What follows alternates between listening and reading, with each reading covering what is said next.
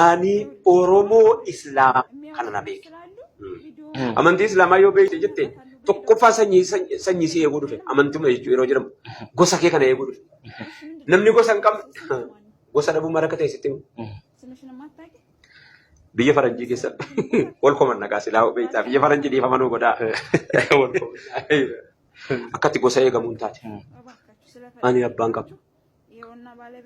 Ilma Chaarlis Darwin miti jechuudha. Chaarlis Darwin geesse jaldeessatti galfate miti.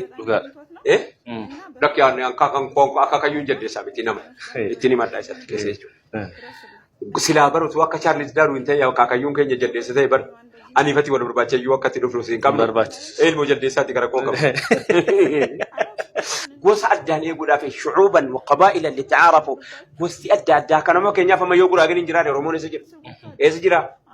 Eshi yoo Silxeen hin jiraanne yoo Amaarri hin jiraanne yoo Affaar hin jiraanne gosa kana eeguufi malee barri deemtee adamii fi itti galtaa bara. Gosa kana eeguudhaaf isii kana gosa kana eeguudhaaf dhufe sana amantii warra Islaamaa waldaalee Oromummaanii fi maaloo waloodha. Ani wannumti itti na jabeessu yoo amanticha dirqama. Oromummaatti wanta keenya uummata kan keetti qabachuun dirqama.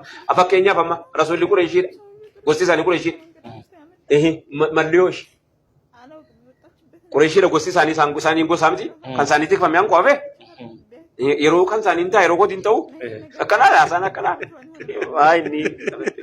Biyyi siyaasaa sodaateetii gosa ofii kana akka waan ofirraa ittiin gochuudha.